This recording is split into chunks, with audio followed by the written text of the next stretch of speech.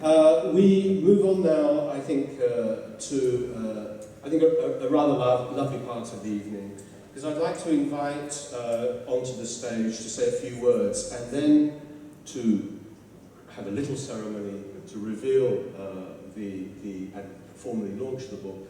I'd like us to welcome His Excellency Scott Whiteman, the United Kingdom High Commissioner to Singapore, to say a few words and then to reveal and launch the book. Thank you.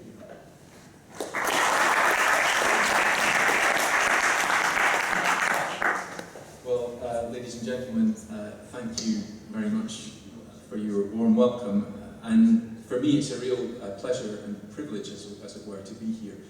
You'll hear from my accent, I'm from Scotland. So I have a particular affinity, feel a particular affinity towards William Farquhar. I want to start by adding my congratulations to those of Tommy, to Nadia Wright for what is a really absorbing work of scholarship. I also want to say congratulations to Entrepôt Publishing. You will perhaps see when all of you buy the book, and I'm sure that all of you will before the evening is out, you will see that the stated objective of Entrepôt Publishing is distribution and publication of fine books with a concentration in Southeast Asia based on the essential ingredients of thorough research, quality writing, editorial excellence, superb graphics, and world-class printing.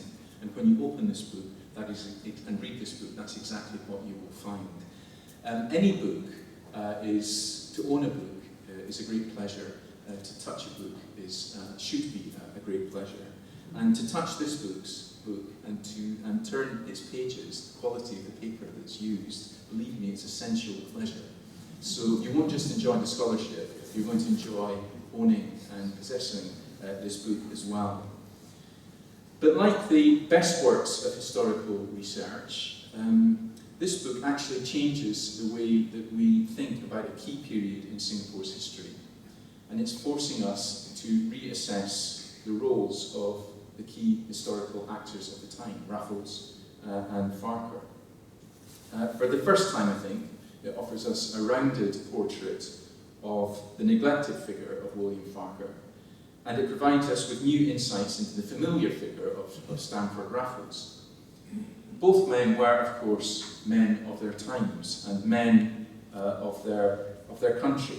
They both set out for this part of the world from London, working for the East India Company, and they were infused, I suppose, with the ethos of the time, in particular with the ethos of the East India Company, for better or for worse. It was what it was. They were what they were.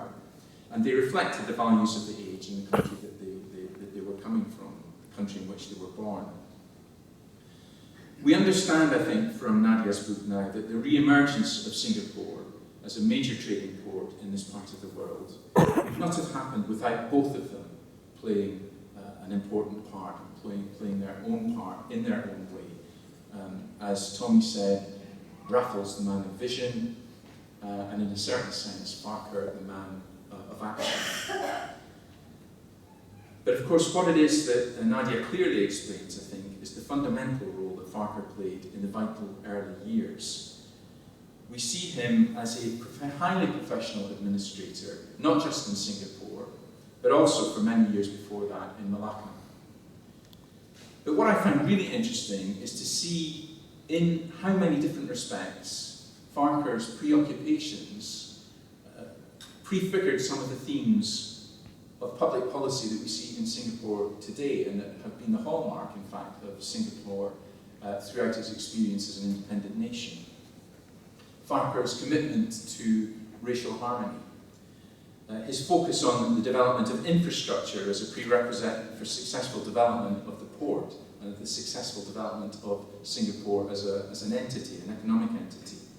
His commitment to education of a rapidly growing population, his commitment to free trade, his regulation of gambling, the meticulous approach to accounting, and the focus on maintaining constructive relationships with neighbouring states. All of these, we learn from Nadia's book, were there in everything that Farquhar did in the whole approach to his vision, his own vision, for the way in which Singapore should operate and should develop. And those, of course, are the characteristics, in many respects, of Singapore of today.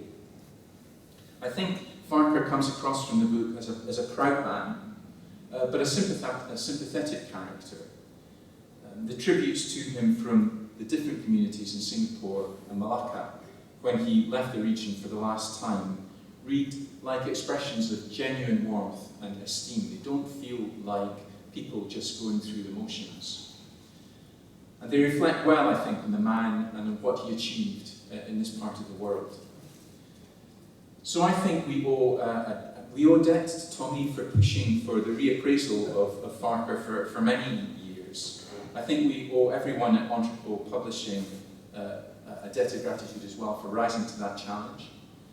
And above all, we should thank Nadia for ensuring that almost 180 years after his death, justice has finally been done to William Farquhar from Scotland for the very significant and commendable role that he played in Singapore's history. Congratulations to all of you. Enjoy the book, everyone. Thank you very much.